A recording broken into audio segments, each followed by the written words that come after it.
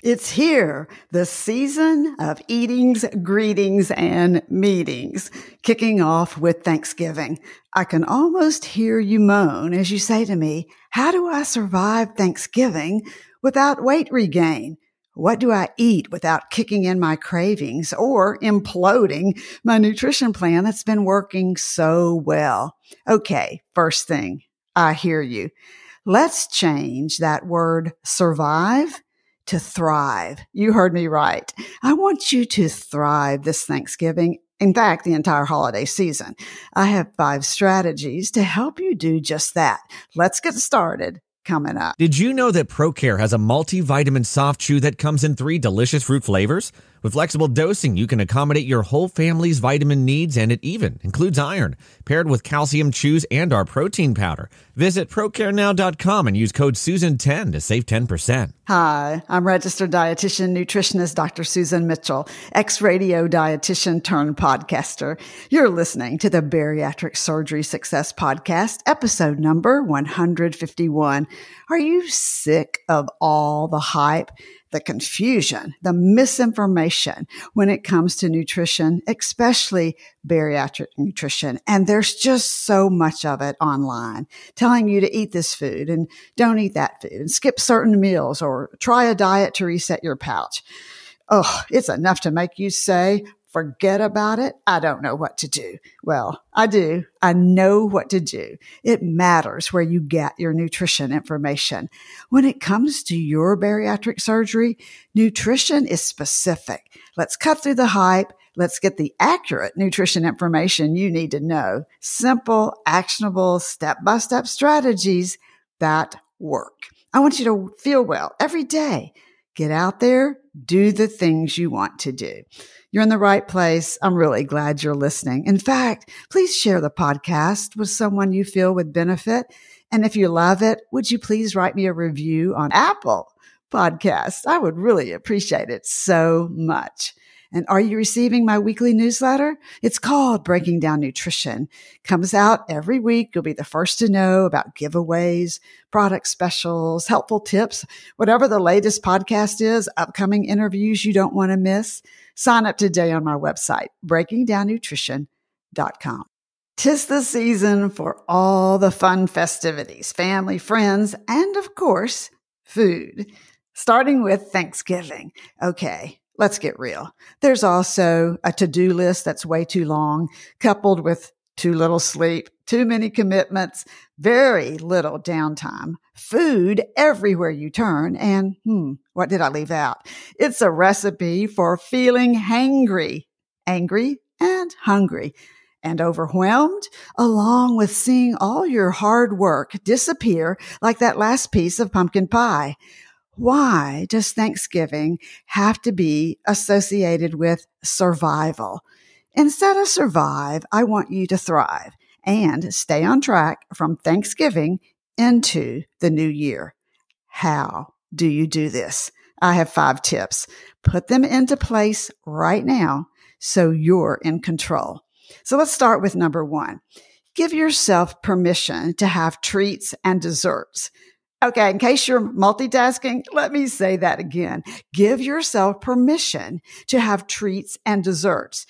No, I haven't lost my mind yet by starting your tips out with desserts and treats, but they're a big part of Thanksgiving tradition. They're a big part of holidays.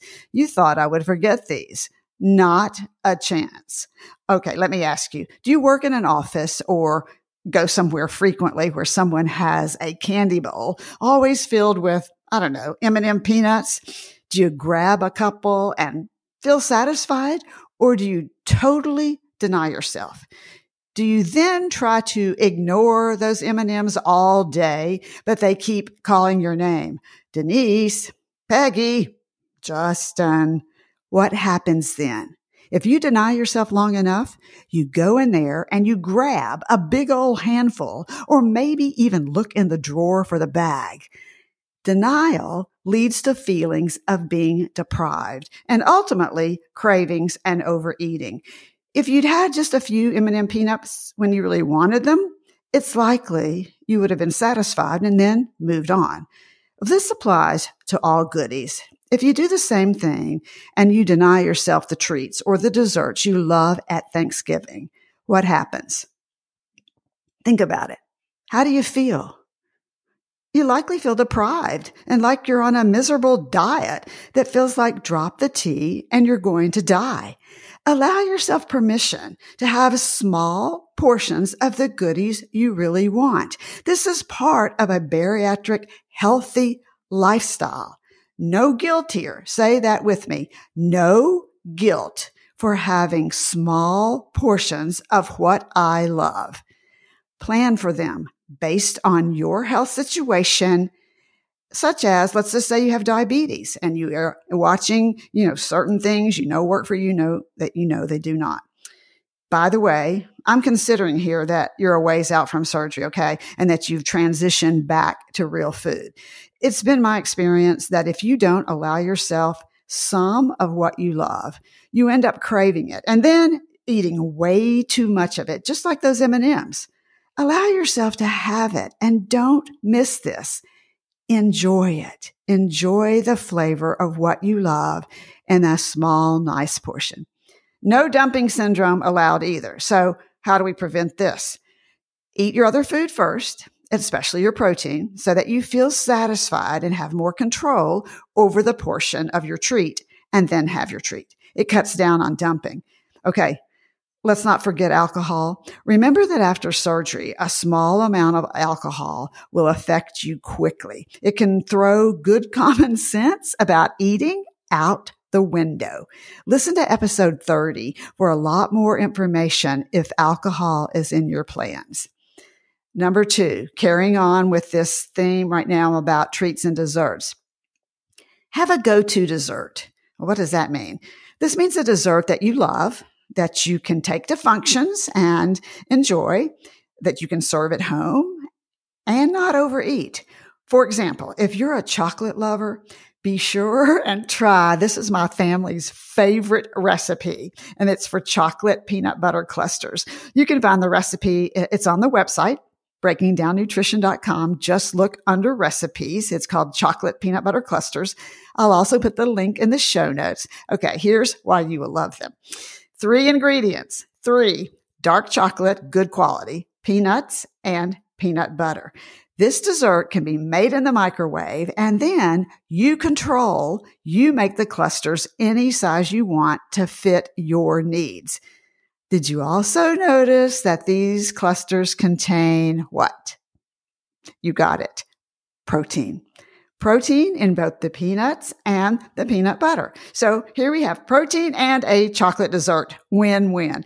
I have to tell you, I also give these as gifts every year, and I have probably for the last 10 years. Big hit. Okay, let me just stop a second here. If you're dealing with trigger foods right now or compulsive eating, anything like this where having these desserts in front of you is not going to work for you, know that and do what you need to do. Number 3, make time for sleep. Yep, schedule it in. Why? Sleep improves what we call in the nutrition world food restraint. This means when you're rested, you tend to have more control over what you choose to eat and when you choose to eat it. Okay, this is the opposite of what happens when you're stressed and tired or when you ignore those M&M peanuts all day long until you can't stand it. Sleep studies have shown that not getting enough sleep increases the hunger hormone called ghrelin in the morning, especially by up to 25% or more. That's a big increase. And wait for it. Sleep studies also find that the hormone GLP-1, this is a lot of what you're finding in these new anti-obesity medications. GLP-1 takes a nosedive, and the lower level is tied to not feeling full or satisfied. So basically, bottom line, not enough sleep. You are hungry. You eat more than you normally would without as much control. So no kidding. Make time for a nap. Go to bed earlier if you need to get up earlier or you plan to be out late. Think of it this way. Sleep is like nutrition for your brain. It's tied to your control of what you eat and your weight regain. Number 4, prevent the hangry takeover. How? Feed your brain. We just said that sleep is like nutrition for your brain. But did you know that your brain, consumes up to 50% of your body's glucose, of which carbs are the best source? So if you cut your carbs too low, you'll notice that your brain feels foggy, you can't remember things, and you feel tired and, what was it? Hangry. Eat your protein first, then fill in your diet with smart carbs. My term for those non-starchy veggies, a little fresh fruit, along with a small amount of high fiber, starchy carbs. That could be like a sweet potato. Why does this matter to you? Because eating your protein-rich foods, then your smart carbs, and drinking plenty of fluids, don't miss this, will help you not only stay full, but stay off the sugar roller coaster during Thanksgiving. It is part of the secret sauce, but there's more. Number 5, make an action plan. What kind of action plan? Plan out meals and snacks ahead. What? Ahead? Ugh. Yes. Here's why. If you wait until you are hangry, again, angry and hungry, you just gave away your control to food. You aren't going to plan any meals or snacks, much less eat well. You're going to reach for whatever is in front of you or easy to obtain, right? Whatever will stop the hunger and stop the anger or angry, tired, overwhelmed feelings. It's not going to be broccoli either. So start right now. Stock up on your smart snacks that can go with you through your day. Remember, smart snacks are food choices with protein and a smart carb that contains some fiber. Think of an easy one, cheese sticks and strawberries, or a little handful of nuts and some kind of fruit. What about meals for this coming week? Consider an item or two that you can prep on the weekend or one night so that you can have it once or twice during the week. Put portions in the freezer to pull out when you're dragging booty. I'll tell you right now, this is my go-to secret sauce that I've done for years, and it works.